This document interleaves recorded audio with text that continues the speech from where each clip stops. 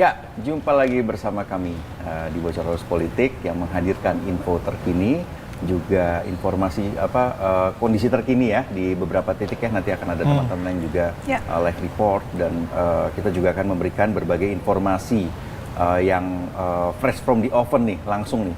Jadi Cica tadi sambil makan gitu kan, bergantian gitu. Nelpon, terus juga WhatsAppan dengan narasumbernya, jejaring narsum lah ya, yang kemudian memberikan beberapa informasi terbaru soal apa yang terjadi di DPR. Ya. Apa yang terjadi di DPR sekarang ini, Cica? Ya, ini kan sedang ditunda Pramkang ya, untuk rapat paripurna terkhusus membahas soal revisi Undang-Undang Pilkada.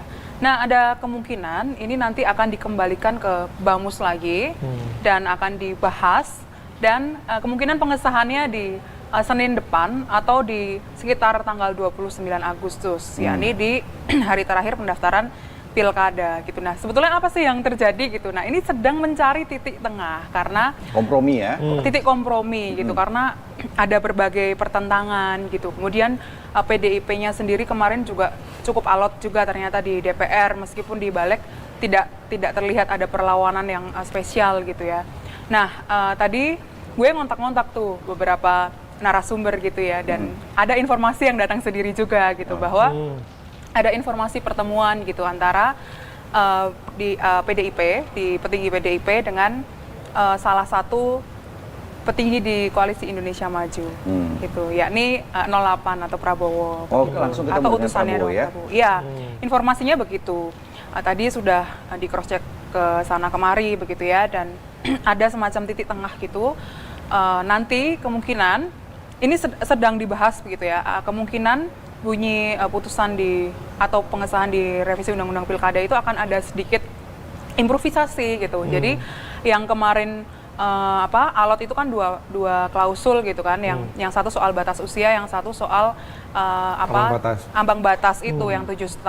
Nah, ini nanti kemungkinan batas usia akan goal, lalu yang 7,5 juga akan goal. Oh, jadi gitu. dua-duanya jadi ya? dua-duanya, win-win solusinya tuh di situ.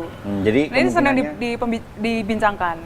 Jadi kemungkinannya PDIP masih bisa mengajukan calon sendiri siapapun itu di Pilkada DKI. Ya. Dan di sisi lain putra presiden, putra mahkota itu juga bisa berlaga gitu ya. Iya, di Jawa Tengah mungkin ya, karena pembicaraan yang menguat adalah si putra mahkota akan berlaga di Jawa Tengah bersanding dengan Ahmad Lutfi. Kenapa ke Prabowo ya? Kenapa tidak ke istana langsung ya?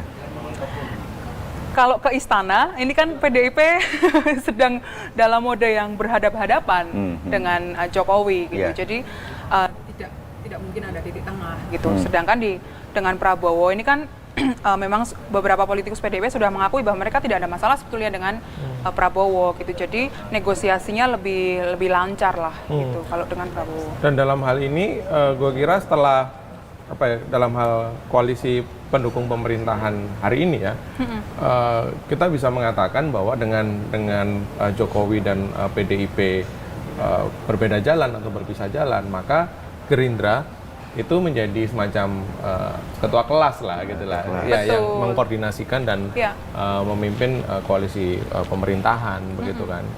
Itu jadi menjadi sangat relevan kenapa lobby-lobby atau komunikasi per detik ini atau per menit ini atau per hari ini dilakukan antara dengan Gerindra gitu. Ya, tapi nanti kita akan bedah lebih jauh lagi ya. Sekarang kita mau mendengarkan dulu nih dari situasi di istana sendiri seperti apa. Sudah ada reporter Tempo Daniel Ahmad Fajri ya, yang siap melaporkan dari Istana Presiden. Di Jakarta ya, ini bukan Jakarta, di IKN nih. Tentu saja. Waduh. Rano Karno. Rano Karno ini. Daniel. Halo Daniel. Suruh lu ketawa. Selamat siang Daniel. Silahkan Daniel atau Ahmad.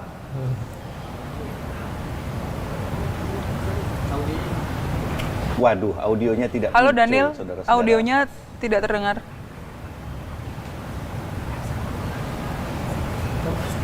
dialog. Oh, Oke, ini sebenarnya masih ada kendala ya, masih ada kendala teknis. teknis ya. Nanti kita hubungi lagi ya. Mas Dul, tolong bersabar dulu di sana di istana. Nanti kita segera menghubungi lagi. Tolong diperbaiki dulu, ya kan, teknis-teknisnya ya kan. Ini dadakan ya semuanya serba dadakan gitu ya. Betul. Karena kemarin pembahasan di DPR juga dadakan, Dadakan. Pra. Ini Jadi emang kita juga serba gitu ya, serba serba cepat dadak. gitu ya. Jadi kita pun juga persiapannya ya udah seadanya gitu. Tapi ngomong-ngomong soal Daniel tadi, Daniel ini satu-satunya reporter yang diajak foto sama staf khusus presiden. Oh, gitu ya. Hari di Bahaya, Payana. bahaya emang. Jadi Di TO, posting enggak? di Instagram. Wah, hati-hati nanti dicari tahu itu siapa ya. Ini wartawan yang tiap Sabtu malam atau Jumat malam neror saya ini. Iya, benar. Kalau nggak saya ya Pak Pratik yang diteror. Oh, tapi Daniel ini waktu kami menurunkan laporan soal Pratikno gitu ya, laporan khususnya waktu itu dengan dia berhasil mendapatkan wawancara Pratikno ya. Iya. Tapi habis itu nggak dibalas lagi. Ini Daniel kemarin juga ke IKN. Oke, IKN, betul. Ya, Dan wajar lah hubungan narasumber dengan jurnalis itu pasang surut wajar lah. Wajar, Betul. wajar. Jangan baper aja, Iya. ya enggak? Ya tugas jurnalis itu memang begitu. Bertanya, mengkritik juga, ya kan? Itulah fungsi jurnalis ya, kita menjadi watchdog untuk pemerintah. Ketika hubungan jurnalis dengan narasumber atau dengan pemerintah itu baik-baik saja, nah itu Perlu dipertanyakan. Perlu dipertanyakan. Betul. Gitu. Iya. Karena tidak ada pemerintahan yang sempurna gitu kan. Iya. Gitu loh. Iya, betul. Ya, apakah Daniel sudah terhubung? Kalau belum, kita lanjut dulu diskusi. Masih lanjut ya? Oke, masih lanjut. Nah, tapi ini kan ada upaya titik kompromi nih ya. Titik tengah antara koalisi Indonesia Maju dengan PDIP. Ya kan? Ini kan ada 2 poin tadi. Ya, satu, PDIP bisa mencalonkan cagup, ya kan? Dan juga partai-partai lain tentu saja di daerah lain gitu ya. Tapi di sisi lain, Putra Mahkota, Putra Mahkota nomor 2 ya kan. Bungsu.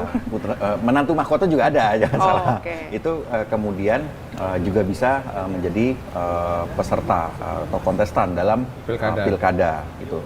Nah, tapi ini menurut lu nih, ini pas nggak sih kompromi semacam ini? Ya, pada prinsipnya Pram, politik itu kan soal negosiasi ya. Salah satu poin penting dalam politik kan negosiasi, tetapi yang perlu kita soroti adalah bagaimana atau jangan sampai kompromi ini kembali mengangkangi atau memegal konstitusi atau putusan-putusan atau berlawanan dengan putusan yang sudah diketok oleh Mahkamah Konstitusi. Betul. Jadi prinsipnya di situ ya, bahwa kemudian ada negosiasi dan macam-macam ya itu bagian dari politik gue rasa ya. Dan yang paling penting adalah jangan sampai ini kemudian mengkhianati atau berlawanan atau bahkan bertentangan dengan putusan Mahkamah Konstitusi. Itu aja sih. Dan gue rasa ini juga bagian misalnya rapat yang diskors, negosiasi dan macam-macam, ini bagian dari buying time aja, gitu kan. Dan karena mereka juga tetap ngotot untuk nanti ya seminggu lagi ya kurang lebih. Persis, dan mereka orang-orang ini pejabat-pejabat ini pasti memantau apa yang terjadi di luar sana gitu. Artinya gerakan masyarakat sipil, demonstrasi di berbagai titik, di sejumlah kota juga mulai muncul. Mereka pasti melihat ini gitu, dan mereka pasti melakukan atau ingin buying time gitu kan. Betul, ya. Kalau mereka tetap ngotot rapat paripurna digelar hari ini atau pada jam ini, gua rasa juga gelombang ini akan semakin besar. Jadi ini bagian dari buying time dan negosiasi politik. Ya, dan MK juga sebenarnya tidak memutuskan bahwa calon kepala daerah itu harus berusia 25 tahun gitu kan. Berusia 25 tahun pada saat atau 30 tahun ya pada saat dilantik gitu kan. Karena memang normanya yang ada dalam undang-undang pilkada ya sudah seperti itu, tidak perlu dipertegas lagi gitu kan. Gitu loh. Dalam hal ini kan MK meminta penetapan kan. Jadi bagian dari rangkaian penetapan sebagai calon penetapan sebagai calon. Bagian dari pencalonan itu adalah ketika ditetapkan oleh KPU, bukan pada saat dilantik. Pelantikan. Pelantikan itu sudah dalam proses atau dalam tahap pemilihan. Betul. Gitu. Itu yang kemudian jadi sorotan kan. Itu. Tapi yang menarik tadi memang gerakan atau keresahan ya, itu tidak hanya dari kelompok sipil atau dari mahasiswa atau dari manapun gitu. tapi ternyata juga dari keluarga inti presiden. Oh.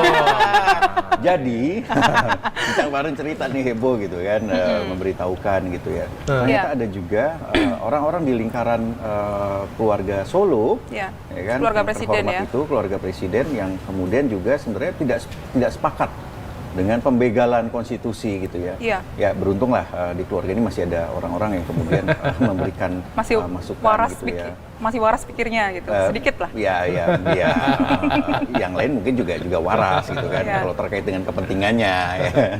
Nah ini seperti apa tuh ceritanya di Solo ini? Ya, sebenarnya sedikit aja sih. Jadi memang mereka atau keluarga Solo yang memang tidak setuju dengan langkah-langkah presiden menjelang akhir masa jabatannya itu menyampaikan keresahan gitu. Ini sudah keterlaluan, sudah sangat barbar gitu. Jadi nggak soft landing gitu loh. Mereka itu padahal ingin ya presiden itu ya udah sudah sampai di pencalonannya Gibran saja. Setelah itu udah gitu. Mereka ingin presiden itu paling tidak soft landing gitu. Walaupun tidak mungkin soft landing juga ya karena sudah ada peristiwa Presiden, ya. ini. Iya. Dan juga dari peristiwa putusan 90 ya, Iya, Oktober 2023 ya. Iya, dan keluarga Solo ini sebagian diantaranya terkejut juga ternyata, Kang, karena yaitu tadi mereka tidak mengira bahwa di 2 bulan menjelang presiden habis masa jabatan terjadi peristiwa yang semacam ini lagi dan lebih barbar gitu, karena ya langsung kan menusuk pada jantung DPR itu kan dengan peristiwa pembegalan kemarin itu. Dan menarik melihat rekam jejak atau sepak terjang Jokowi menjelang 20 Oktober ya, yang banyak orang memprediksi bahwa dan kebanyakan ya pemerintahan yang akan habis masa kepengurusannya atau masa periodenya itu biasanya di 6 bulan terakhir atau setelah adanya presiden atau pemimpin terpilih, itu biasanya dia akan menjadi lemdak gitu kan. Udah slow down Udah gitu slow ya down, kan. menyiapkan transisi, terus kemudian melakukan konsolidasi dan menyiapkan agar seperti kata Cica tadi, soft landing agar di ujung masa pemerintahannya bisa smooth begitu. Tapi ini 2 bulan menjelang lengser gitu kan, masih aja gitu. Oh, dia kan prinsipnya kerja. Iya. Nah, gitu. itu sampai Malah makin banyak ini manuvernya. Masalahnya kerjanya untuk keluarga. Ya Itu kan? dia. Dan itu yang jadi persoalan. bagaimana Jokowi ini mencoba untuk chip in ya, atau mencoba untuk mempunyai kredit di pemerintahan berikutnya dengan apa? Dengan menteri-menteri baru yang sekarang baru saja dilantik dan belakangan dilantik, itu kan ada orang Gerindra, kemudian kerabat Prabowo gitu kan, bagian dari transisi pemerintahan itu gitu. Nah, nanti soal reshuffle kita akan memberikan berbagai informasi ya, termasuk ini ada beberapa informasi menarik yang sudah dikumpulkan sama teman-teman gitu ya. Gitu. Oke. Selanjutnya ngomong apa lagi gitu ya? Istana gimana istana ini? Istana sudah beres belum ini? Waduh, istana mungkin di jam ya. Ya sudah.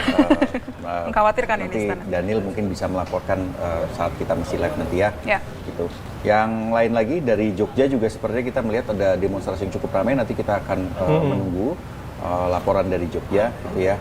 Tapi yang pasti di satu sisi sih kalau gue ya, ini kan karena kita live-nya bebas ya ngomong apa aja gitu ya. Jadi gue happy sih melihat hari ini ya ada pergerakan mahasiswa juga yang cukup besar di Jogja, dan ini sudah mulai berdatangan kabarnya. Husein tadi juga melaporkan gitu ya, dia on the way ke DPR. Mulai ini ya, masa mulai berdatangan. Mulai ramai gitu. Dan tadi banyak juga teman-teman yang dari lapangan itu mengirim foto lewat WhatsApp gitu. Ini situasi di sini ada teman-teman yang ikut demo di MK. Teman-teman aktivis gitu yang melaporkan ini situasi di MK sudah ramai gitu, lalu kami bergerak ke DPR. Jadi mereka itu live report tapi lewat WhatsApp memperlihatkan bahwa ini foto-foto pergerakan kami. Dan juga tadi malam balik lagi ya, tadi malam ada dosen dari UGM yang menceritakan bahwa mereka meliburkan mahasiswanya untuk mahasiswa bergerak ke Jakarta. Dan pola-pola semacam ini sudah yang gue juga happy itu adalah teman-teman masyarakat sipil ini sudah mulai punya sudah memitigasi itu, belajar dari pengalaman-pengalaman demonstrasi besar beberapa yang terakhir itu kan, sehingga yang kita lihat juga kita mendapatkan flyer-flyer bahwa kalau lu ditangkap lapor ke sini gitu, sehingga ada pendampingan hukum yang bisa langsung gercep gitu dilakukan kan. Kalau beberapa kali demonstrasi besar seperti reformasi di korupsi dan macam-macam itu ada teman-teman masyarakat sipil yang ditangkap begitu kan dan direpresi. Dan ini mereka punya mitigasi yang sudah langsung set sehingga jika situasi-situasi itu terjadi bisa langsung direspons. Oke, omong-omong kita juga ada tamu ya. Kalau teman-teman masih belum memahami, mungkin ingin tahu juga soal seluk-beluk putusan MK, terus juga apa yang terjadi. Kita punya narasumber yang kredibel banget gitu ya, yang luar biasa, bisa juga memberikan pencerahan untuk teman-teman sedang bersiap-siap. Tapi sebelum itu kita lihat dulu suasana di Jogja. Nah ini kita lihat suasana di Jogja, teman-teman ya, aksi. Wah, gila itu udah ratusan orang ya, mungkin ribuan ya. Kalau kita melihat luar biasa banget ini aksi di Jogja. Ya, ini ada di beberapa titik yang kita lihat, misalnya seperti ada yang di Jalan Malioboro, terus juga ada di tempat lain ya. Jogja ini memang secara kalau dari faktor historis mereka punya gerak perjuangan yang luar biasa ya. Itu sejak lama sekali, sejak 98, salah satu kota perjuangan gitu yang di situ mahasiswa juga aktivis juga komponen masyarakat lain ini bisa bergerak ya, dan ini bergerak serentak gitu ya, kayak maju tak gentar aja gitu. Dan mereka juga dalam waktu cepat ya bisa menghimpun kekuatan. Dan rasa-rasanya ini mereka semua memakai baju hitam simbol ya. Iya. Itu ada makna khusus ya, Kang ya. Ini kita juga tadi semua pakai baju hitam ya, cuman Husin aja yang salah kostum tadi ya. Saltum dia mau ketemu narasumber. Iya, gitu. betul. Maka pakai bajunya agak berbeda. Gitu. Oke, ini Jogja itu luar biasa ya. Kali aksi ya. Kita lihat aksi Gejayan memanggil. Ada beberapa jilid gitu dan kali ini tagline-nya Jogja memanggil, Pram. Ya, Jogja jadi memanggil. Luas lah ya ajakan atau seruan untuk ikut terlibat itu tidak menjadi meluas itu. Spektrumnya lebih besar dari Gejayan memanggil waktu itu ya. Iya. Ya, kita harapkan juga nantinya para kepala daerah ya juga bisa bersuara ya, bergerak ya, Sri Sultan gitu, yang selama ini juga cukup diajeni ya oleh orang-orang Jogja gitu, bisa memberikan statement itu terhadap ketidakberesan dan pengangkangan konstitusi dan demokrasi. Oke, teman-teman. Sudah ada bersama kita. Tiba-tiba muncul dengan penuh keringat. Susanti ya yang bisa memberikan berbagai penjelasan dan juga bercerita ada apa di belakang putusan MK dan juga poin-poinnya gitu ya, substansinya dan apa yang terjadi pada gerakan masyarakat sipil. Karena kemarin Mbak Bibip tuh sibuk banget tuh waktu bertemu kami gitu ya.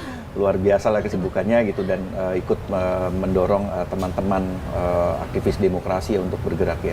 Gitu. Mbak Bibip, kita masuk ke putusan MK dulu.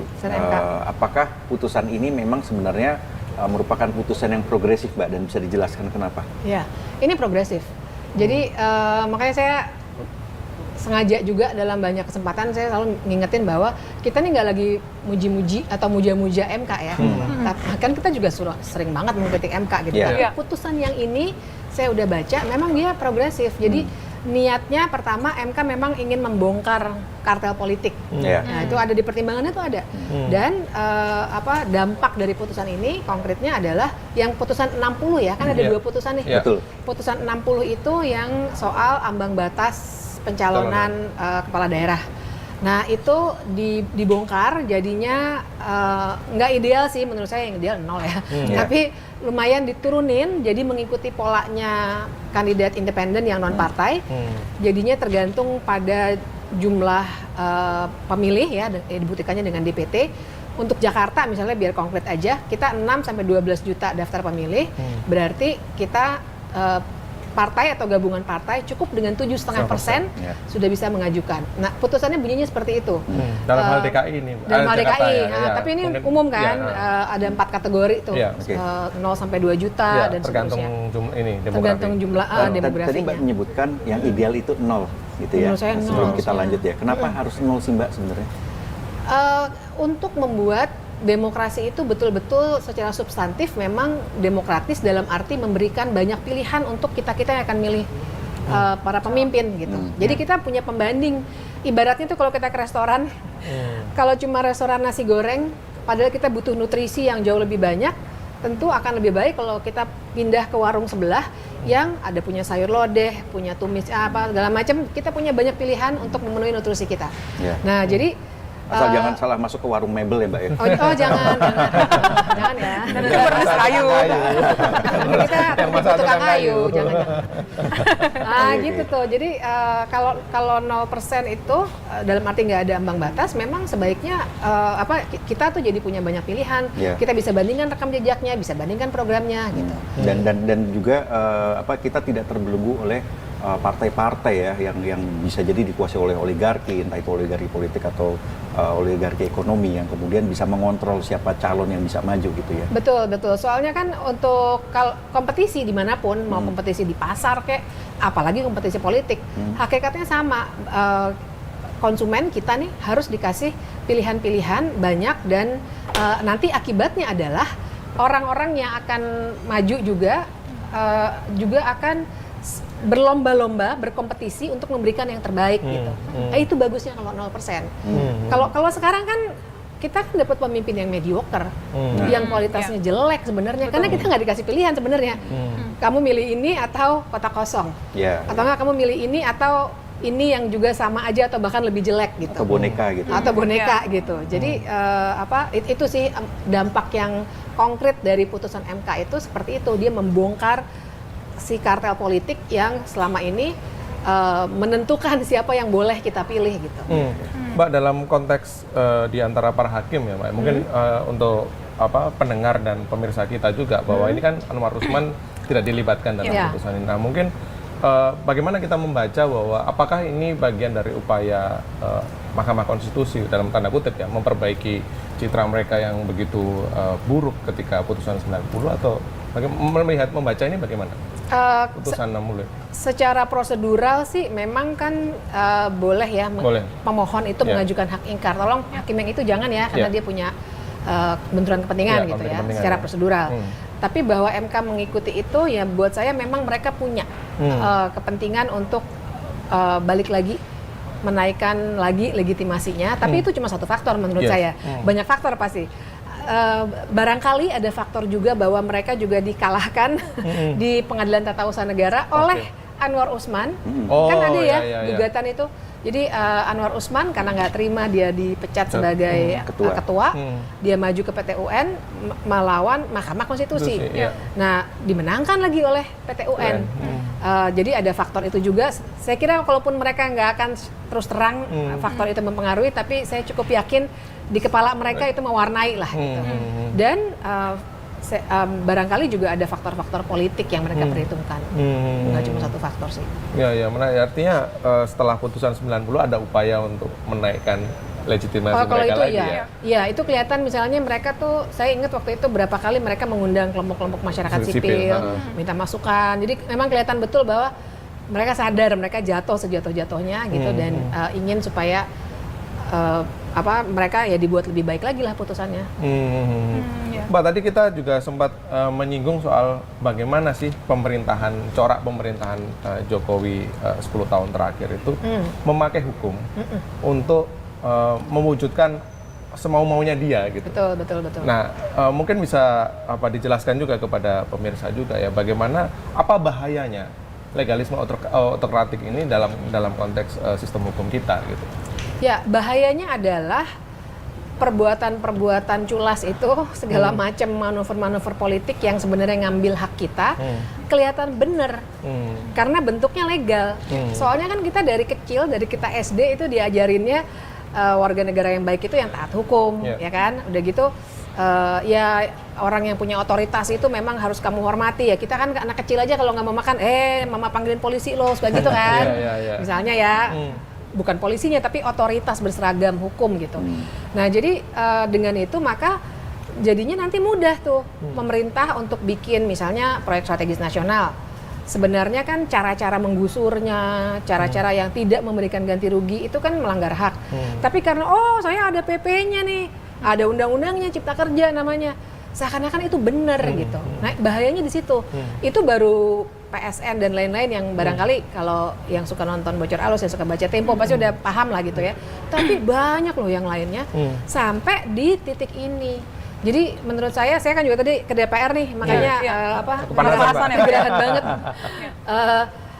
Makanya hari ini ada aksi yang besar itu menurut saya menandakan bahwa kita ini sebenarnya udah melek loh. Dan yang mereka lakukan itu kan sebenarnya legalisme autokratik juga. Orang mereka membuat undang-undang yang 180 derajat bedanya sama putusan MK kok. Terus mereka bilang, ini wewenang kita bikin undang-undang. Nah, tapi undang-undangnya salah loh gitu. Tapi kalau ini sampai diketok, mereka akan dengan mudahnya bilang, pokoknya ini undang-undang, kamu ikuti. Kalau nggak setuju, bawa ke MK. Kalau nggak setuju, gugat di pengadilan. Dan itulah pola-pola yang selama ini terjadi kan. Dan kalau kita lihat memang ada semacam perbedaan perlakuan begitu Mbak, ketika DPR melihat putusan MK dulu waktu nomor 90 dengan yang putusan 60 sekarang gitu. Apa sih sebetulnya yang terjadi di DPR? Iya, karena pertama pasti ada perubahan konstelasi.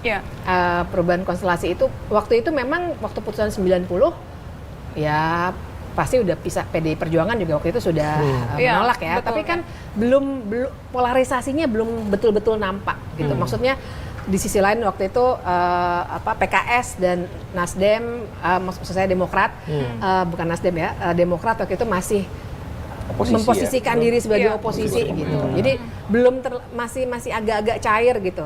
Waktu 90. Nah, sekarang kan ini udah makin kuat gitu. Apalagi diperkuat dengan Pilkada Jakarta ini. Kim Plus itu aja namanya aja udah sangat jelas. Kimin Mbak, Kimin bukan Kim Plus. Kimin. Kelakuannya minus ya soalnya. Kimin.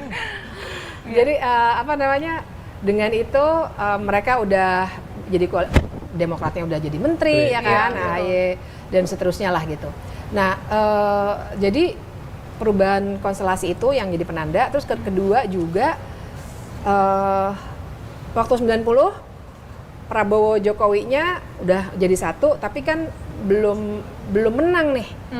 Prabowo Jokowi, saya sih bilangnya Prabowo Jokowi ya, bukan Prabowo ya. Ini kan periode ketiga Jokowi sebenarnya. Ya kan? Sekarang udah pasti ini periode ketiga Jokowi lah. Iya, benar-benar. Udah kita nggak usah pura-pura gitu loh. Jadi banyak orang yang di depan yang beda ya Mbak. Second account, pakai second account.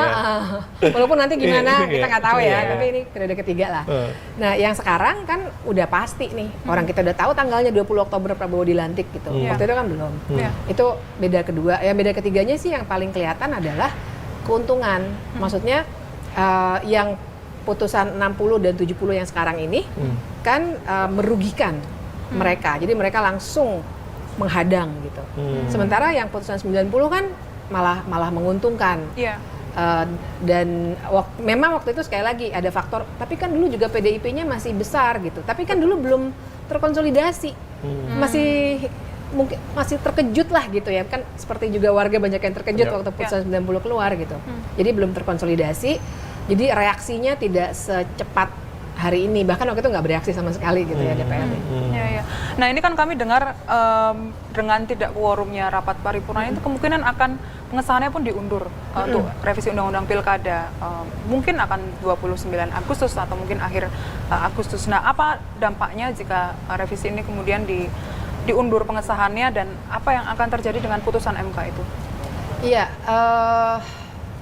Yang pasti kita nggak boleh terharu dulu nih dengan penundaan ini ya. Jadi kalau nggak 29 Agustus bisa aja nanti malam ketika demonstrasi udah dibubarkan misalnya, atau hari Minggu. Kan soalnya mereka nih memang culas ya, maksudnya Iya. pasti akan cari-cari Cari, celah, iya. Celah, gitu. betul. Licin ini Mbak. Licin Iya, banget ngambil- gitu. Itu jadi saya setuju bisa aja 29 Agustus Ya. kapanpun terjadi. Nah tapi pertanyaan konkretnya kan gimana nih putusan MK? Pertama gini, secara legal formal ya, pasti putusan MK itu bagaimanapun tetap berlaku, harusnya diikuti. Nah kemudian kalau misalnya KPU jalan terus karena undang-undang ini jadi, terus ada pilkada, sebenarnya MK bisa dalam tanda kutip menghukum dengan yang dia lakukan juga waktu pileg kemarin. Oh, oke. Kan Iya. ada salah satu, saya lupa di DPRD mana ya, yang MK bilang PSU, pemungutan suara ulang, Ya. karena KPU tidak menjalankan putusan MA soal keterwakilan perempuan. Iya. Iya. Nah, Iya, iya. mereka tuh punya power itu sebenarnya. Iya. Tapi kan itu di ujung ya. Artinya gonjang-ganjing kita kelamaan dan juga Secara kos jauh lebih gede Mbak. secara Karena kos lebih harus gede. PSU kan. Iya. harus PSU. Udah gitu kita akan punya lagi isu-isu hukum yang teknikal sekali, misalnya siapa yang punya legal standing misalnya. Warga nggak bisa punya legal standing kalau Iya. kalau apa sengketa hasil pemilu kan beda ya sama judicial review. Cuma peserta pemilu aja yang boleh mengajukan gitu. Jadi banyak persoalan, walaupun sekali lagi di atas kertas sih MK punya wewenang itu. Jadi itu bisa terjadi. Atau bisa juga misalnya gugat-menggugat ke PT UN kah, ke Bawaslu, judicial review ke Mahkamah Agung lagi, apapun pasti dilakukan, bisa dilakukan gitu. Itu secara hukum.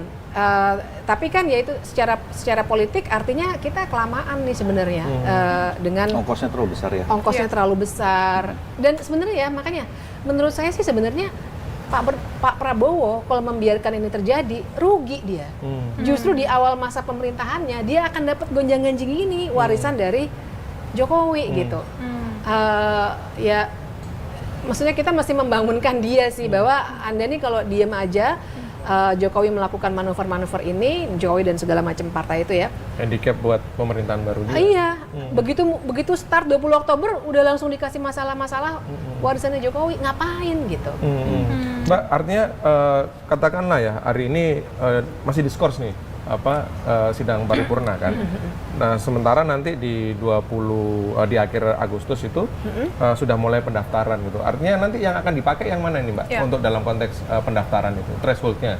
Artinya putusan MK. Harusnya putusan MK ya. Putusan MK. Oke. Kan Makanya, karena putusan MK itu final dan mengikat kan. Final tidak dan boleh mengikat. sama sekali diubah lagi ya Mbak ya. benar, malah seharusnya nggak perlu ada perubahan undang-undang. Undang, iya. Ingat putusan 90 aja, apa pernah kita ngubah undang-undang pemilu? Gibrannya udah kepilih, udah mau dilantik. Iya. Kan kita nggak perlu undang-undang pemilu, mengubah undang-undang pemilu kan? Ya, Iya. dan Jadi- KPU juga waktu itu menerima langsung pendaftaran Gibran. Nah, dalam hal ini kita kan juga sebenarnya melihat KPU ini kan harusnya menjadi lembaga yang independen ya, walaupun kenyataannya selama ini juga selalu disetir dan banyak orang meragukan kredibilitas KPU. Ya, nah sekarang yang harus dilakukan KPU itu apakah dia kemudian harus tetap berkonsultasi dulu dengan DPR atau sebenarnya bisa langsung menjalankan, karena kita melihat tanggal 27 ini sudah dekat Iya. sekali untuk menerima pencalonan kepala daerah. Iya. Sebenarnya sih secara undang-undang ya, mereka bisa langsung jalan aja. Tapi secara politik pasti satu faktor KPU-nya sendiri, mereka memang dari awal tuh nggak profesional ya. Iya. Mereka selalu dikit-dikit minta mereka yang minta konsultasi gitu. Iya. Karena kita tahu ya background-nya mereka dipilihnya juga oleh DPR. DPR dengan negosiasi-negosiasi Iya. politik gitu. Nah yang kedua DPR-nya juga akan maksa. Maksudnya akan memanggil gitu secara aktif kalaupun KPU-nya tidak meminta pertemuan gitu. Jadi saya khawatir walaupun di atas kertas mereka bisa langsung karena mereka independen, konsultasi itu sebenarnya nggak wajib diikuti kan. Tapi negosiasi dengan DPR akan terjadi. Jadi bisa jadi mereka tidak independen, mungkin mereka tidak menerima. Tapi menurut saya sih maju aja terus. Oke, Mbak, tadi Cica mendapatkan informasi bahwa sampai dengan ini terjadi penundaan karena ada negosiasi politik ya, dan Iya. ada kompromi, Iya. kemungkinan besar Ada atau titik kemungkinan tengah, ya, ya. salah satu kemungkinan besarnya adalah satu yang soal batas usia nanti akan tetap gol di revisi undang-undang itu. Tetap 30. Tetap tetap pelantikan. Tetap Tetap saat pelantikan. pelantikan 30 tahun. Nah, cuman untuk yang thresholdnya itu kemudian mengikuti MK. Nah, Iya. Mbak Bibip sendiri memandang kompromi seperti ini bagaimana nih, Mbak? Ya, saya kalau strict sebagai pembelajar konstitusi pasti saya nggak akan setuju ya, karena bagaimanapun namanya putusan MK itu harus diikuti, dan itulah yang menurut saya bikin saya sudah menyebut situasi kita sekarang sebenarnya krisis konstitusi. Ketika lembaga-lembaga yang harusnya menjalankan konstitusi justru memutarbalikan konstitusi kan dengan revisi ini. Jadi itu negosiasi ini sebenarnya tidak baik gitu untuk kedepannya, karena akan selalu ada negosiasi. Tapi sebagai seseorang yang juga memahami real politik, ya barangkali kalau memang bagi saya kalau harus memilih, tentu saja dibongkarnya kartel politik itu jauh lebih utama ketimbang Kaisang maju atau enggak. Saya sebut nama langsung karena obvious ya. Dari ratusan calon yang cuma kurang berapa bulan ya cuma dia doang kan gitu. Jadi nggak usah pura-pura juga gitu. Enak ya Mbak ya kalau dipikir-pikir ya. belum waktunya tapi bisa gitu kan. MK di utak-atik gitu sampai sekarang seperti itu gitu loh. Mbak, saya jadi penasaran apa bahayanya kartel politik ya bagi sistem politik kita ini, mungkin perlu juga untuk bahayanya adalah jadinya kartel itu yang akan menentukan nasib kita untuk apapun, karena bayangkan namanya kartel politik itu kan dia bekerja dalam sebuah sistem politik. Sistem politik itu menghasilkan kebijakan-kebijakan, misalnya undang-undang. Nah, undang-undang itu kan segala hal, mulai dari kesehatan, proyek-proyek strategis nasional, mineral batu bara, budget itu mengawasi polisi, mengawasi semuanya. Itu kan terjadi di ruang DPR, di mana kartel politik itu bekerja. Nah, jadi bahayanya adalah semua hal hari ini kita pakai mak putih atau hitam, ya mereka yang nentuin gitu, ibaratnya ya, kalau saya mengibaratkan gitu aja. Dan akhirnya kita yang harusnya punya misalnya ruang-ruang partisipasi, ya tokenisme aja partisipasinya, maksudnya manipulasi aja gitu. Seakan-akan kita didengar, tapi sebenarnya di antara mereka aja yang kong kali kong sendiri gitu. Bahayanya sih seperti itu paling konkret. Tapi dengan kondisi politik yang seperti sekarang ini, apakah kita masih mungkin terlepas dari kartel politik, atau partai-partai bagaimana nih caranya untuk lepas dari jerat kartel-kartel politik? Kalau masih mungkin atau tidak sih, saya selalu optimis ya, karena itulah yang akan menjaga kegelisahan dan menjaga supaya pergerakan jalan terus gitu. Pasti nggak mudah. Tadi tuh waktu di DPR ada kan banyak jurnalis-jurnalis muda dari kampus-kampus juga wawancara gitu ya. Terus ada yang juga bertanya tuh, bertanyanya adalah, Mbak, ini kita nih gagal terus gitu. Terus apa lagi yang bisa kita lakukan supaya kita berhasil? Jawab saya adalah, kita pikirkan ulang yuk, apa itu berhasil? Apakah berhasil adalah menumbangkan orang-orang di DPR sekarang, atau tingkat keberhasilannya adalah membuat lebih banyak orang gelisah dan bergerak gitu. Nah, buat saya pada titik-titik sekarang ini, seperti sekarang ini, itu salah satu yang realistis dan pasti pelan-pelan gitu. Jadi yang saya khawatir memang kita tuh suka udahlah frustasi gitu dan segala macam, karena mikirnya tuh programatik gitu. Tolok ukur keberhasilan gitu, kayak proyek gitu ya. Jadi membongkar kartel politik artinya akan ditumbangkan semua gitu. Itu sebagai cita-cita boleh gitu. Tapi itu semua nggak akan bisa didapat dengan instan. Pasti pelan-pelan gitu. Dan caranya sih ya salah satunya dengan bikin lebih banyak orang untuk berpikir hal yang sama dengan yang kita pikirkan, supaya nanti lama-lama kita dorong partai-partai politik itu untuk berubah. Kita ganggu, kita beri wacana-wacana alternatif. Bahkan sesederhana misalnya banyakin calon independen misalnya gitu. Kompetisi politik itu akan bikin bagian-bagian yang selama ini kaku, mengunci dalam bentuk kartel politik itu bisa longgar di beberapa tempat gitu, menurut saya pelan-pelan. Ya, calon independen diperbanyak, asal jangan nyatut KTP atau gerakan Intel tuh Mbak ya kayak gitu.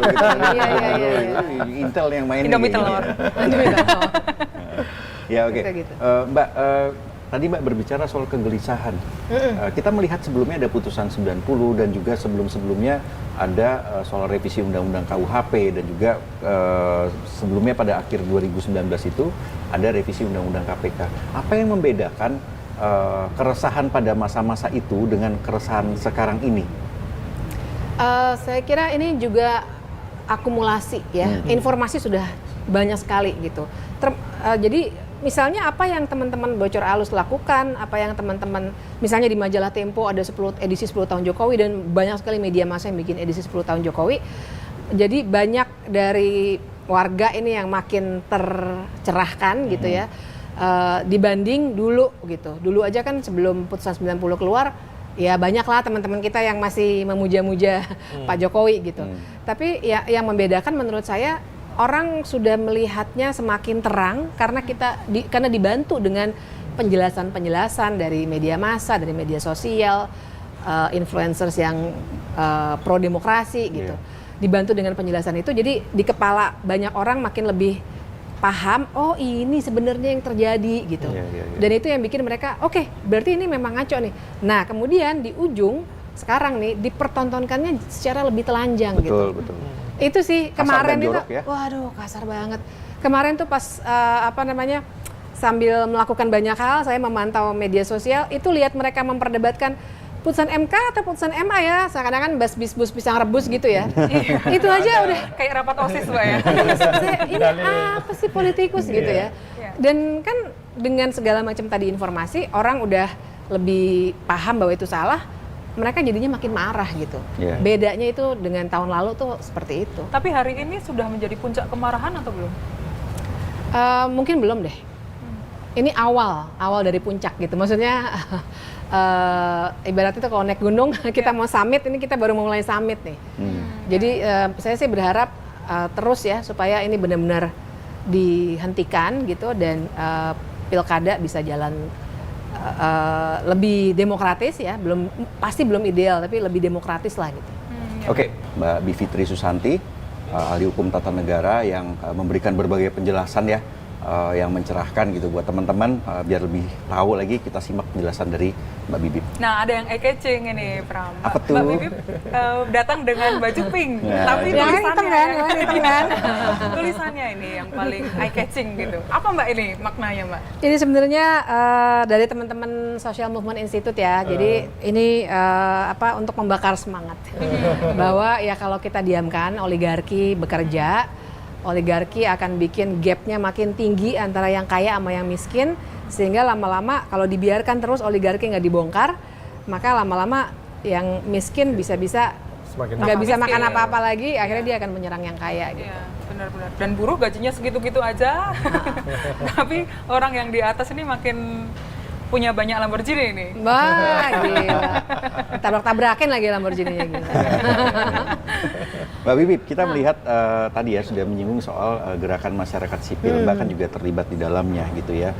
Ini bagaimana bisa dalam waktu cepat ya ini bergerak, tercipta, itu seperti apa sih? Karena juga ada orang-orang yang meragukan ini adalah dari pihak yang kalah saja, tidak terima dengan hasil pemilu gitu kan. Masih ada tudingan semacam itu ya. Gitu. Nah, gimana nih Mbak mungkin bisa ceritakan seperti apa? Iya. Saya sendiri sebenarnya nggak tahu banyak teknisnya ya, karena pasti teman-teman tuh biasanya memang bekerja dalam senyap gitu dan kami juga terbiasa ya, namanya gerakan memang nggak boleh ada hero gitu ya. Jadi masing-masing kerja aja dengan tugas masing-masing. Tapi yang jelas teman-teman itu kerjanya, kami paham belajar juga dari pengalaman-pengalaman sebelumnya, misalnya media sosial itu harus sekali digunakan. Bahwa pada akhirnya kita harus turun ke jalan seperti yang hari ini kita lakukan, pasti gitu. Tapi untuk sampai ke sana juga harus menggunakan media sosial dan juga membiarkan teman-teman yang memang mungkin nggak sempat, nggak bisa, nggak punya uang untuk turun ke jalan, nggak apa-apa, aktif di medsos juga bergerak gitu. Nah jadi cepet banget teman-teman langsung menyepakati hal-hal misalnya yang biru itu ya, darurat itu, saya juga ikut posting juga tentu saja, sampai diliput sama media massa internasional juga, tiba-tiba semua biru gitu. Kemudian berkoordinasi dengan banyak pihak yang juga sudah terbuka melakukan aksi hari ini, dan yang unik sekali adalah banyak tuh yang tiba-tiba kirim pesan ke saya gitu, walaupun saya bukan organizer langsung ya, Mbak aku mau kirim makanan dong, Mbak butuh uang nggak, teman ibu-ibu ini mau ngumpulin.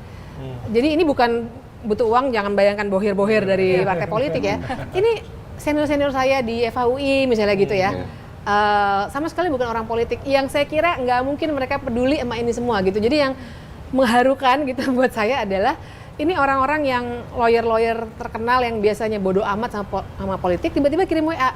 Ini kami mau ngirim uang nih ke siapa ya gitu ya. Nah artinya kemarahan itu merata. Nggak cuma apa orang-orang yang memang biasa demonstrasi nih, tapi orang-orang yang bisa punya akal sehat itu pasti pengen berkontribusi.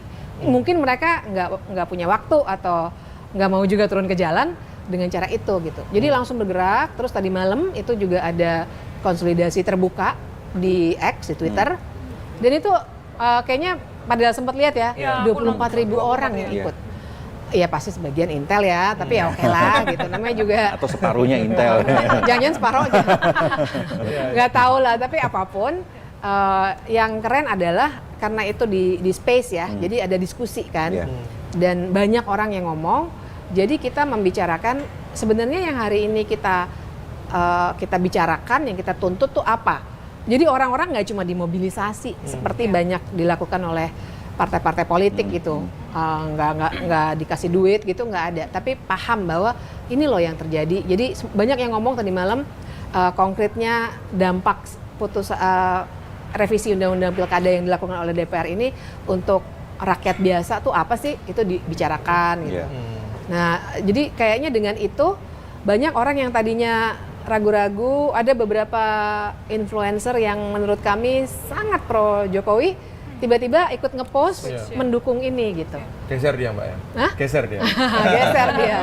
Gitu. Mbak, tapi ada yang nyinyir juga kan, wah ini gerakan paling rame di jagat maya aja di dunia di media sosial gitu. Nah, dan kalau kita lihat kan nggak begitu juga karena siang ini juga teman-teman mahasiswa macam-macam sudah mulai datang berkumpul di titik-titik di DPR, di Jogja tadi di Jogja, kan ada. Kemudian di sini ada DPR, MK dan KPU. Nah, memangnya begitu Mbak? Hanya rame di media sosial saja atau gimana tuh? Enggak. Jadi kami menyadari bahwa pada akhirnya memang kita harus turun ke jalan gitu ya. Tapi ya itu tadi mengkonsolidasikan juga sekarang lebih cepat dengan media sosial. Saya sendiri misalnya kan memberikan informasi tentang ini apaan sih nih putusan ini sebenarnya juga melalui media sosial. Tiba-tiba banyak sekali yang repost dan buat saya itu cara untuk ngasih tahu what's going on gitu. Memang lebih cepat, lebih efektif pakai media sosial. Di ujungnya, ayo kita turun ke jalan gitu kan. Yang kedua juga, menurut saya memang penting sekali untuk kita meng-acknowledge gitu ya, apa tuh bahasa Indonesia ya, memahami gitu, mengenali situasi yang berbeda untuk tiap orang. Bukan berarti orang yang nggak berani atau mungkin nggak punya waktu karena ada meeting segala macam, tapi mereka peduli gitu. Bukan berarti mereka nggak mau, bukan berarti mereka nggak peduli, tapi mereka nggak punya waktu. Ya udah nggak apa-apa, lewat media sosial pun silakan jalan terus. Dan makanya media sosial terlihat sangat ramai karena itu. Sangat riuh ya Mbak. Sangat riuh. Tapi ya lihat aja, kita tetap jalan juga di offline-nya itu ya. Bagaimana kalau sampai nanti pemerintah ya dalam hal ini Presiden Jokowi gitu dan juga kemudian DPR tetap ada rencana revisi yang di situ tetap mengangkangi putusan MK. Itu apa yang harus dilakukan dan itu menunjukkan kondisi yang apa lagi, terutama terkait dengan pemerintahan Prabowo? Ya, kalau menurut saya sih kalau itu yang terjadi berarti sudah semakin jelas ya garis demarkasi, garis pembatas antara kita dengan mereka gitu. Buat saya ini bukan sekedar pro demokrasi dengan orang yang anti demokrasi, tapi ini adalah para pembangkang konstitusi nih mereka ini. Dan yang sekarang terjadi adalah krisis konstitusi. Buat saya karena saya belajarnya hukum tata negara ya. Jadi saya kebayang kalau saya di konferensi internasional saya udah bilang, oh kita sedang menghadapi constitutional crisis di Indonesia. Karena panduan bernegara pasti kan konstitusi. Yang menjalankan utamanya adalah lembaga-lembaga negara. Nah, lembaga-lembaga negara ini, DPR dalam hal ini dan Presiden lagi menyelewengkan konstitusi. Terus jadi pegangannya negara ini apalagi gitu. Makanya bisa disebut constitutional crisis secara istilah gitu ya. Dan ini artinya buat saya ketika mereka melakukan pembangkangan konstitusi, kita juga bisa melakukan pembangkangan sipil. Atau pembangkangan warga ya kan. Sipil itu sebenarnya bukan sipil gitu ya. Civil disobedience. Civil disobedience itu caranya banyak. PBB itu pernah bikin daftar ratusan cara untuk melakukan pembangkangan sipil dalam arti perlawanan tanpa kekerasan. Jadi misalnya kita nggak mukulin orang, kita nggak ngerusak bangunan, tapi kita melawan. Itu yang namanya civil disobedience. Dan itu sah. Di konstitusi kita pun itu sah. Ketika hukum tidak adil, ketika konstitusi tidak bekerja, boleh dilakukan. Bentuknya kayak apa konkretnya? Misalnya boikot pilkada.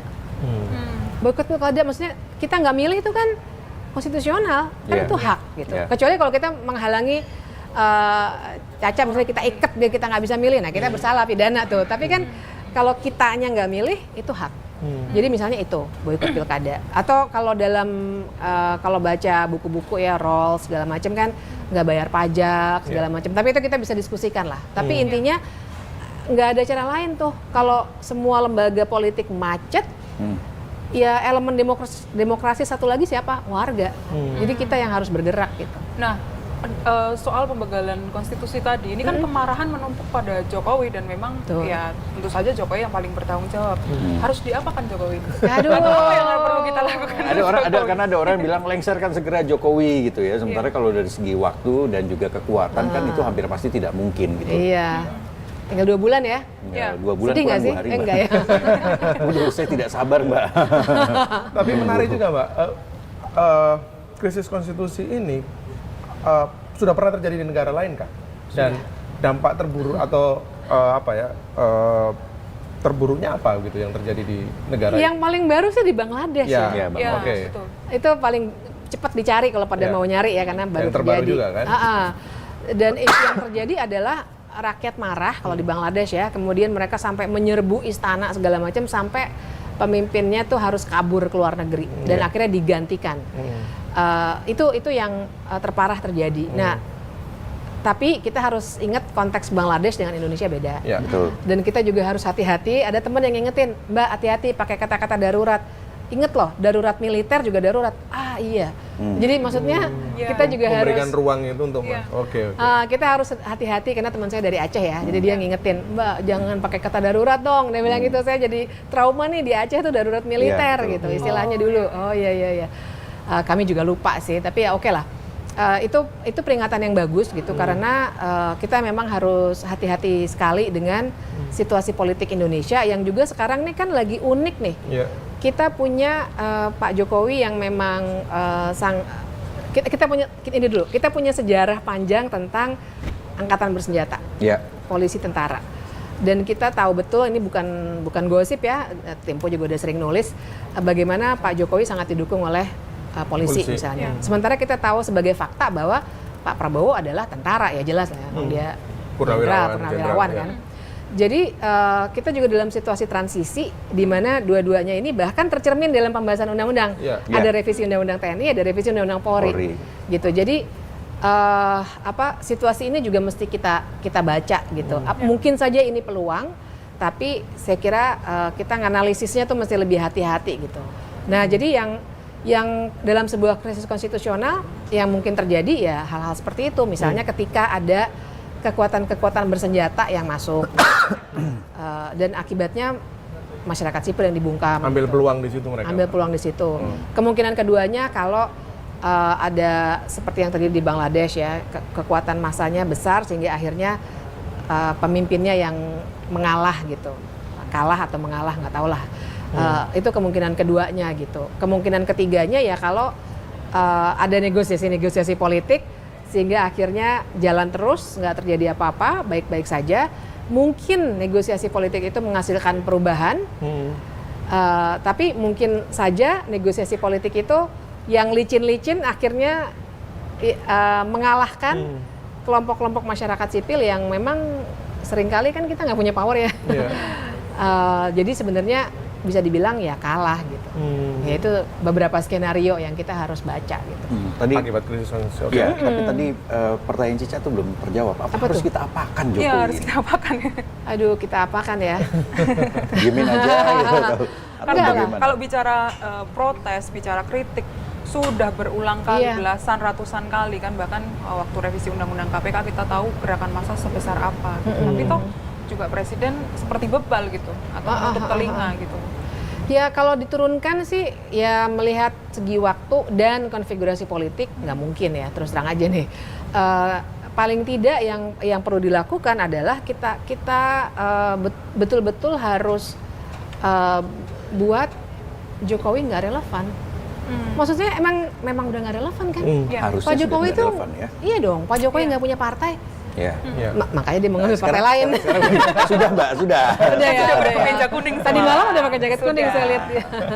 Nah, jadi tapi itu sebenarnya situasinya.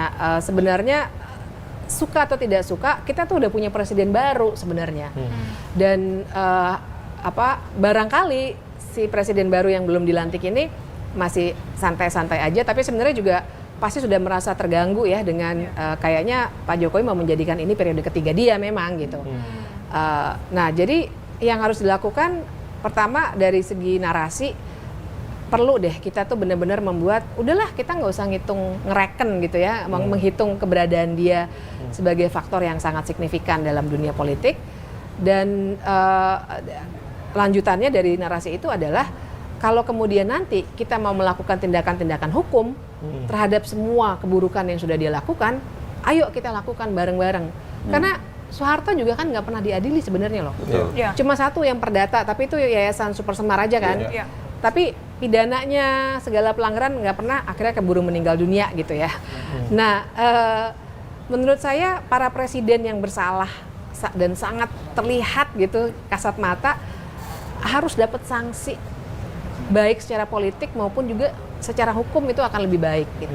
Jadi kita nanti menyusun negara kita ke depannya lebih rapi gitu. Nah, buat saya sih kita siapkan itu juga. Kita lihat mana-mana bagian-bagian yang bisa kita masalahkan secara hukum supaya clear semuanya juga. Dan ya kita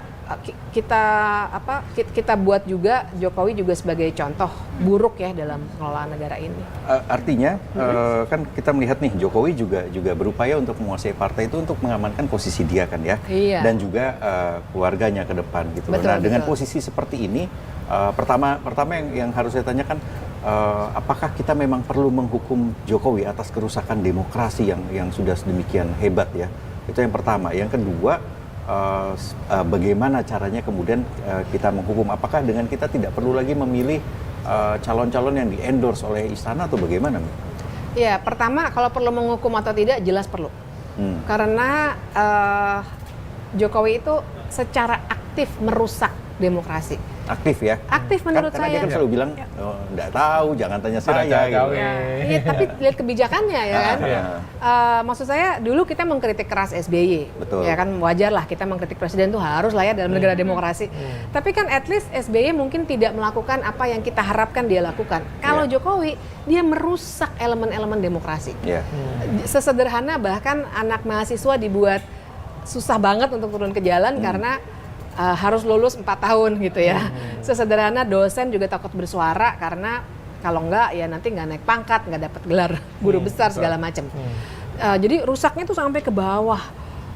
Banyak lah kalau mau bisa habis acara bocor halus kalau mau disebutin kerusakannya saking banyaknya. Hampir Mbak. Jadi itulah dengan itu maka dia harus diberikan hukuman dan hukumannya salah satu caranya memang untuk juga cara membuat tidak relevan konkretnya adalah dengan tidak memilih anak-anaknya ataupun siapa saja yang dia dorong baik dalam kompetisi politik seperti pilkada maupun juga dalam pemilihan pejabat yang ditunjuk.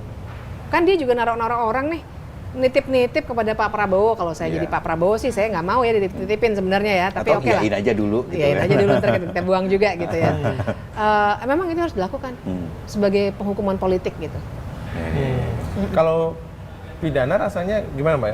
Maksudku gini, seperti Soeharto begitu, sudah ada gugatan hukumnya, tapi kemudian juga sampai meninggal pun juga tidak diusut, tidak diadili gitu. Apakah itu make sense gitu ketika menghukum atau menagih hukuman secara pidana atau hukum itu bagi mantan presiden begitu ya? Menurut saya Di sih sini. masih bisa dikonstruksikan ya. Masih bisa dikonstruksikan. Ada dua ya, pidana sama perdata. Perdata barangkali cenderung lebih mudah ya karena waktu Soeharto itu kan juga perdata tuh Iya. kenanya. Karena bisa ada misalnya class action atau jadi nggak tergantung pada otoritas. Karena kalau pidana kan penuntutnya jaksa. Yeah. Nah, jaksanya kalau masih dikontrol sama bagian-bagian dari Jokowi ya berarti nggak akan ada action gitu. Tapi misalnya perdata itu warga bisa menggugat class action kah atau bentuk-bentuk lainnya dan bisa dikonstruksikan sih misalnya dengan melihat kerugian-kerugian yang dialami atau saya sebenarnya cukup yakin tindak pidana korupsi bisa aja dicari aliran-aliran dana yang mungkin terjadi dalam beberapa transaksi besar, beberapa kasus korupsi yang sebenarnya sudah mulai dikorek-korek oleh aparat penegak hukum gitu. Ya.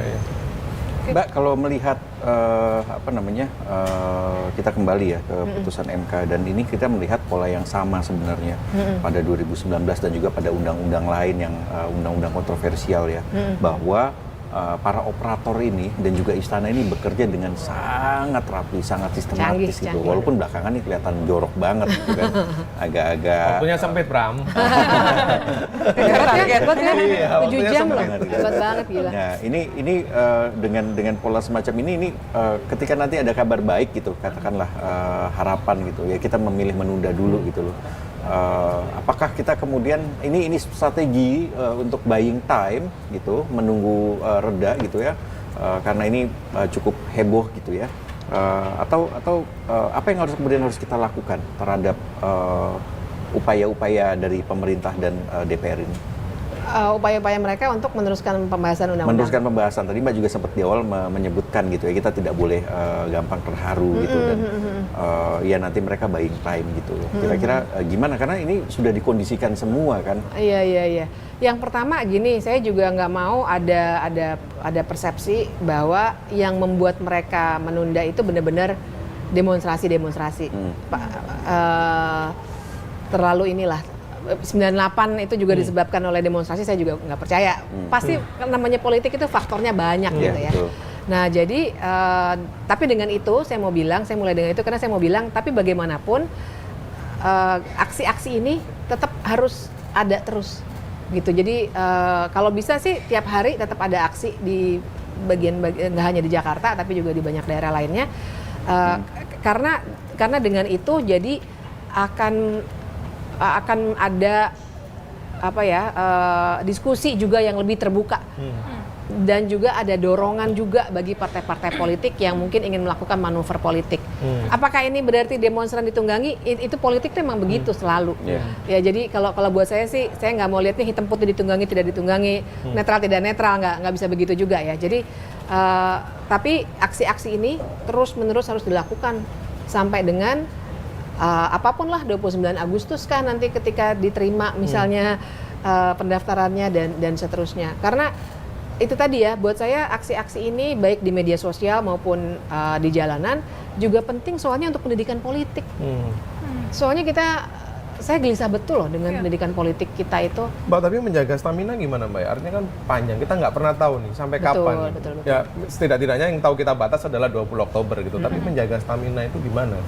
Sampai kita tahu minimal mencapai tujuan yang tadi Mbak Bibi bilang, pendidikan politik itu tercapai, sementara stamina nggak habis sampai kemudian. Yang jelas kita juga harus punya bayangan bahwa yang namanya aksi-aksi itu nggak harus selalu besar ribuan orang. Tadi malam tuh waktu diskusi di X itu menarik deh, ada diskusi soal gimana cara kita juga untuk melakukan perlawanan sehari-hari dengan diskusi di pasar-pasar, dengan diskusi di pengajian ibu-ibu gitu. Jadi kalau staminanya itu untuk aksi yang harus ada makan siang, harus nyiapin mobil komando, nyewa kan pasti pasti berat memang. Tapi saya kira banyak ya cara untuk memelihara kegelisahan ini dan itu bisa dilakukan dalam keseharian juga gitu. Tapi kalau bicara tujuan, apa sih goal paling ujung untuk gerakan ini Mbak? Tadi memang sudah ada edukasi politik gitu. Apakah memang goal ujungnya adalah untuk membatalkan pengesahan revisi undang-undang pilkada itu atau ada tujuan-tujuan lain juga sebetulnya? Ujungnya pasti membatalkan undang-undang. Jadi bukan tunda ya, benar-benar stop gitu. Dan juga meminta KPU untuk menjalankan putusan MK. Udah pegang aja itu. Seperti kalian dulu megang putusan 90, kenapa sekarang enggak sih gitu. Itu goalnya kalau untuk aksi-aksi yang hari-hari ini. Tapi dalam jangka panjang juga kita harus benar-benar mendorong nih supaya partai-partai politik itu melakukan reformasi. Saya tahu ini kayak ngawang-ngawang banget sih harapannya gitu ya, tapi kita harus taruh di atas meja gitu agenda itu. Karena yang bikin rusak semuanya ini, kita ngomongin partai politik, kita ngomongin oligarki, memang partai politik gitu. Dan kalau misalnya, wah kita mengubah partai politik dengan undang-undang, lah yang bikin undang-undang partai politik gitu.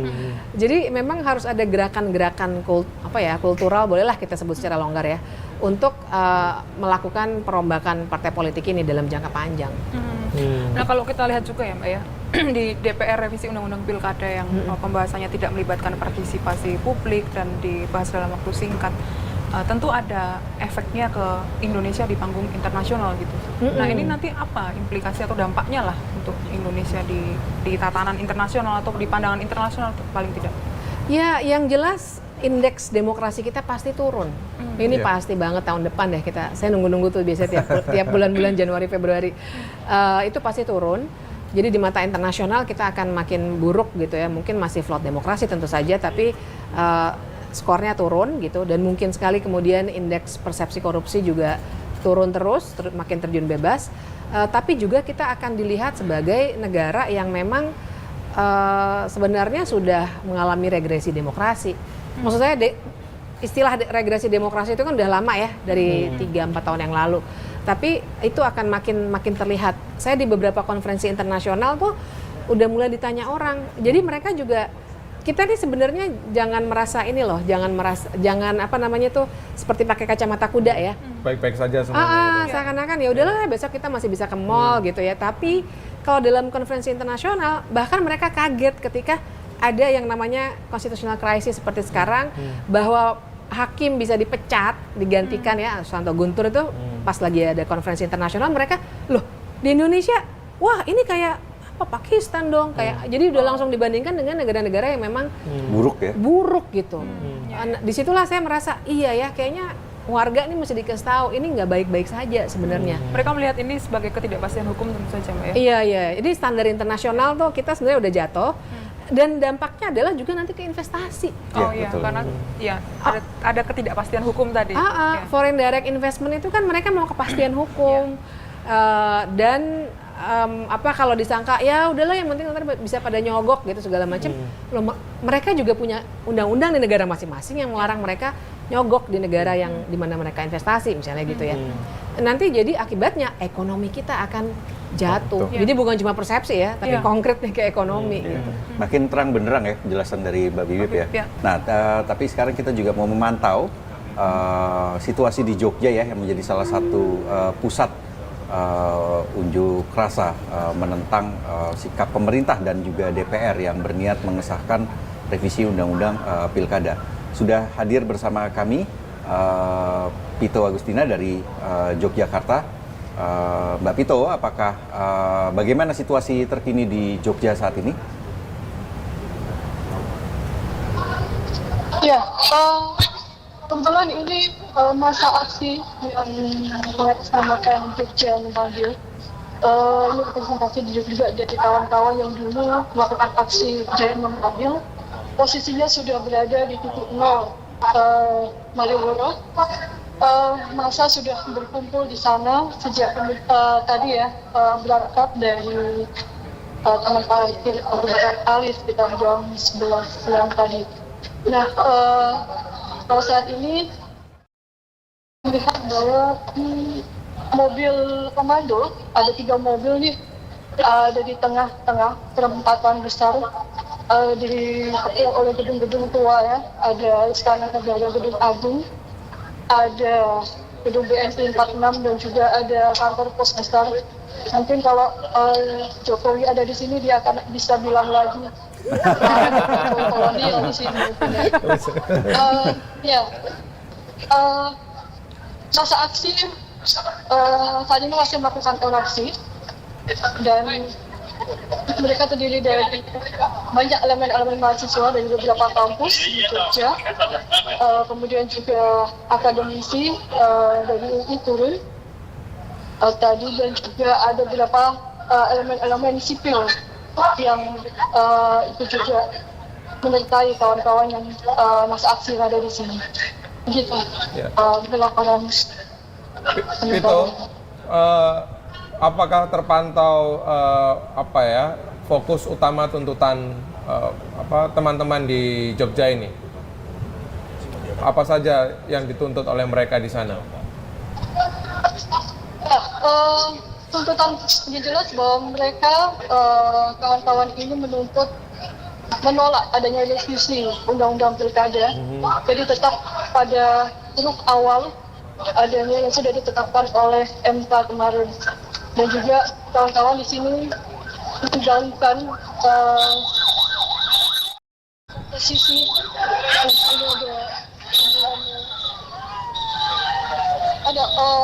menjalankan gerakan oposisi rakyat karena sudah tidak percaya lagi dengan wakil-wakil rakyat yang ada di DPR. Bahkan tadi menarik kawan-kawan, masa aksi yang tadi sedianya mau melakukan demonstrasi di depan gedung agung, di depan gedung DPRD DIY di Malioboro, itu urung mereka berhenti di sana karena kebetulan yang menyambut adalah dari PDIP gitu. Akhirnya mereka tetap jalan, artinya bahwa di sini siapapun partai itu bagi kawan-kawan sudah tidak percaya lagi. Bahkan tadi di sepanjang jalan yel-yel revolusi beberapa kali digaungkan dan ini mengingatkan pada masa-masa ketika aksi menjelang reformasi dulu. Dan kawan-kawan di sini juga mengenakan kostum yang sama. Ini saya pikir luar biasa sekali, mereka bisa serentak bersama seragam hitam-hitam. Bahkan ini hanya dimulai dengan konsolidasi yang baru kemarin sore gitu, dan kawan-kawan bisa serentak semua turun ke jalan dengan kostum hitam-hitam sebagai penanda berkabungnya atas kematian reformasi yang mungkin sudah di titik nadir dengan berbagai macam cara yang dilakukan oleh elit-elit politik dan juga rakyat yang sudah sama sekali tidak dipercaya lagi. Itu. Baik. Terima kasih Pito atas laporannya. Selamat kembali meliput. Tetap hati-hati. Waspadai pergerakan Intel. Tapi tadi menarik spanduknya, Pram ya. Iya. Ada spanduk kerajaan Majapahit gitu.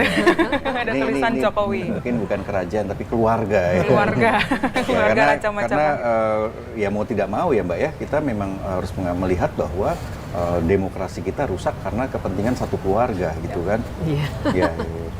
Oke Mbak, kembali lagi tadi yang sudah kita bahas ya soal sikap dari partai-partai gitu ya. Nah, kami mengibaratkan partai-partai ini seperti es cekek gitu kan. Mereka Es cekek dingin, tuh es cekek itu es teh Mbak, es teh manis di plastik yang dicekek gitu kan. Gitu loh. Dan mereka ini kan sekarang tersandra ya. Mereka tidak bisa bergerak sebagai salah satu institusi demokrasi untuk bersuara gitu. Kita melihat Partai Golkar juga kemudian diambil alih gitu ya. Nah, bagaimana kita meminta pertanggungjawaban mereka atau apakah masih bisa kita berharap pada mereka? Kita juga melihat petinggi-petinggi partai gitu ya, banyak tokoh politik yang juga kemudian diam seperti Pak SBY gitu misalnya, ya kan, sama sekali tidak ada suara dan bahkan bisa jadi dia ikut mendukung terhadap pengesahan revisi undang-undang pilkada ini. Berharap sih pasti jangan ya. Janganlah berharap sama politisi. Okay. Jadi menurut saya sih cara kita untuk melakukan perombakan itu adalah harus dengan merusak konstelasi politik di dalam gitu. Iya tentu saja nggak mudah. Tapi maksud saya bahkan sesederhana ketika cukup banyak teman-teman, saya sendiri nggak mau masuk partai politik, tapi saya tahu teman-teman saya banyak yang masuk partai politik gitu ya, kemudian mengubah konstelasi di dalam, berusaha melakukan perubahan. Dia akan membuat kantong-kantong perubahan gitu. Pun orang yang nggak masuk partai politik kayak saya ataupun teman-teman jurnalis gitu, dengan pertanyaannya, dengan ngasih berita begini, dengan memberikan masukan-masukan, sebenarnya sedang membuat kantong-kantong perubahan itu yang pelan-pelan saya yakin itu akan mendorong perubahan dari dalam gitu. Tapi bahwa kita berharap pada politikus, berharap nanti bikin undang-undang dulu tentang partai politik, jangan. Karena itu ya kita seperti menggantang asap ya. Jadi nggak ada gunanya lah gitu. Mendingan kita konkret, kita rusak konstelasi di kelompok-kelompok tertentu supaya perubahan itu terjadi. Karena kan itu kan hukum alam ya. Kalau kita merusak suatu susunan yang udah mapan, pasti akan ada regrouping gitu. Nah, jadi kita bayangkan bahwa regrouping itu mau kita dorong sampai kemudian membuat perubahan yang lebih besar di dalam partai politik itu sendiri. Regrouping yang paling relevan, paling dekat itu kan pasca 20 Oktober ya. Oh iya. Artinya Jokowi dan Prabowo gitu. Nah, yang menarik adalah bagaimana kita berharap atau menggantungkan harapan pada Prabowo setelah apa yang dilakukan Jokowi selama 10 tahun terakhir itu gitu. Nah, dengan segala rekam jejak Prabowo ya. Atau malah kita jangan berharap sama sekali. Iya. Atau kita bisa berharap tapi memberikan reserve tertentu gitu agar jangan sampai terlalu tinggi. Kalau berharap dalam arti kita memelihara harapan asa gitu ya, harapan lah gitu. Jadi bukan depending on one person, jadi bukan berharap pada Pak Prabowo-nya sendiri. Tentu saja kita harus berharap karena harapannya itu yang bikin kita hidup kan sebenarnya, yang bikin demokrasi kita masih survive gitu. Jadi saya setuju yang bagian terakhir. Kita berharap tapi dengan reserve, kita punya harapan dengan situasi ini, dengan catatan-catatan, dengan tetap melihat bahwa ada rekam jejak yang juga nggak bagus juga dari Pak Prabowo gitu.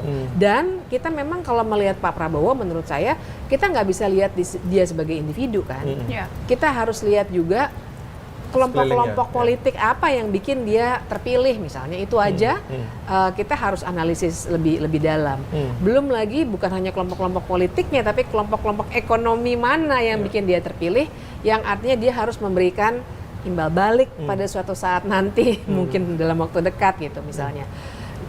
Nah, jadi orang-orang di sekitarnya inilah yang menurut saya juga kita harus ganggu ya, maksudnya kita harus harus buka untuk diskusi-diskusi yang lebih jauh soal apa yang bisa dilakukan selama masa pemerintahannya Pak Prabowo gitu.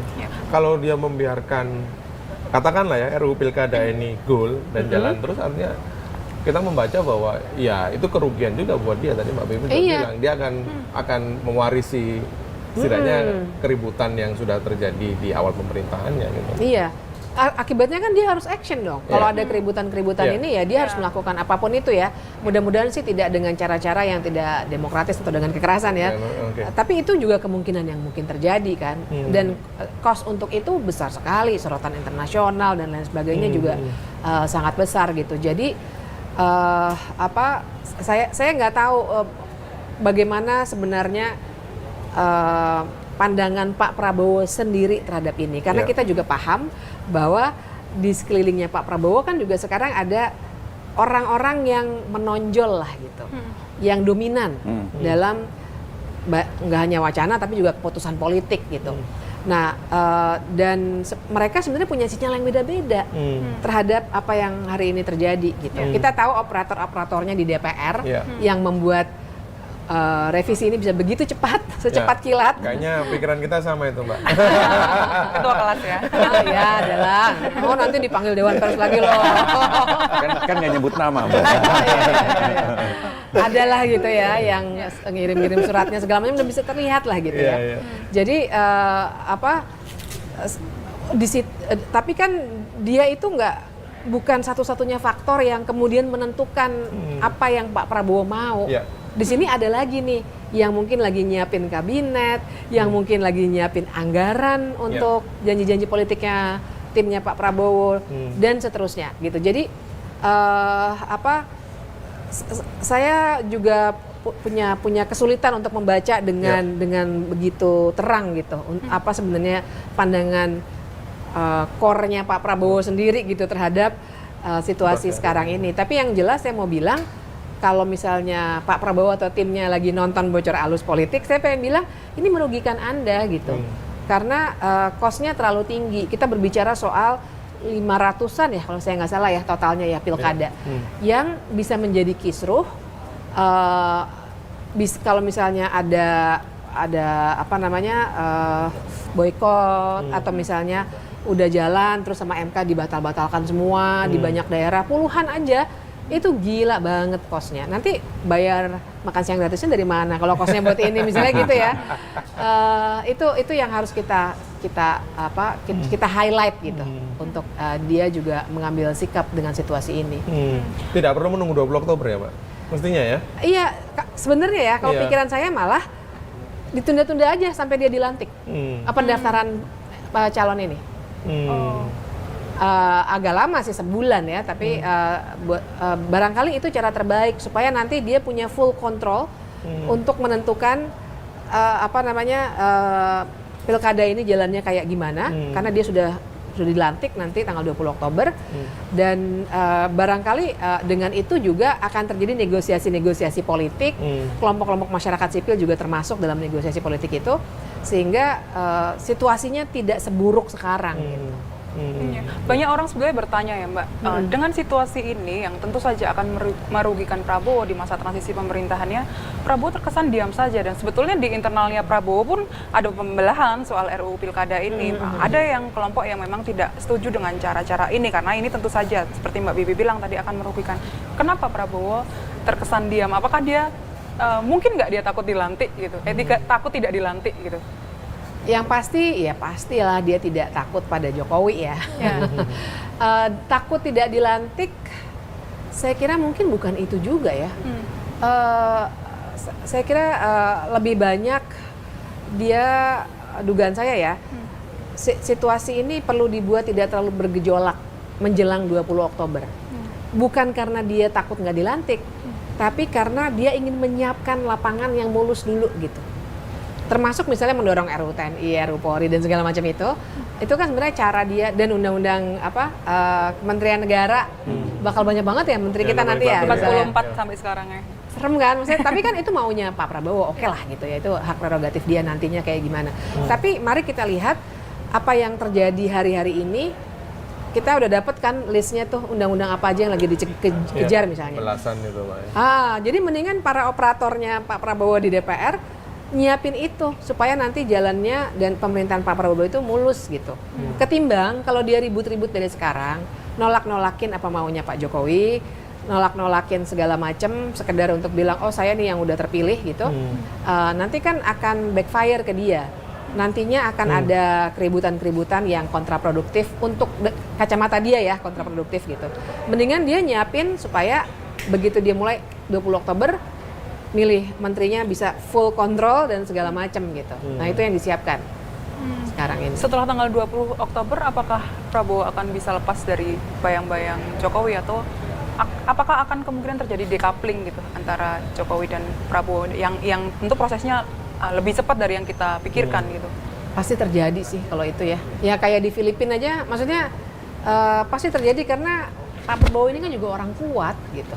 Jadi kalau nggak mungkin ada dua matahari gitu, pasti akan terjadi lah perpecahan itu. Cuma pertanyaannya berapa lama sampai itu terjadi? Kalau menurut saya sih sebentar banget bakal terjadi gitu. Karena ya itu tadi situasinya walaupun Pak Jokowi lagi berusaha ngambil partai-partai, tapi nyatanya adalah at least sampai saat ini dia sebenarnya nggak punya gitu ya partai politik gitu. Dan juga kita harus lihat faktor kemenangan Pak Prabowo kan bukan hanya Pak Jokowi, tapi memang Pak Prabowo punya massa dan punya pendukung yang juga dari 2014 juga udah dukung Pak Prabowo gitu. Jadi nggak akan terlalu lama, nggak ada power yang real kok dari Pak Jokowi sebenarnya. Pasca 20 Oktober ya? Pasca 20 Oktober apalagi? Ngarepin anak-anaknya yang jadi wali kota gubernur di mana-mana. Wapres. Ya nggak kuat juga. Presiden kan tetap paling tinggi di negara ini ya, atau wapres ya. Tapi ya wapres kan juga biasanya ban serep ya kalau di negara kita ya. Dan itu akan lebih baik ya. Artinya Prabowo lebih baik menjadikan Gibran sebagai ban serep saja ketimbang kemudian itu ngelendotin atau menjadi beban bagi pemerintahannya. Iya.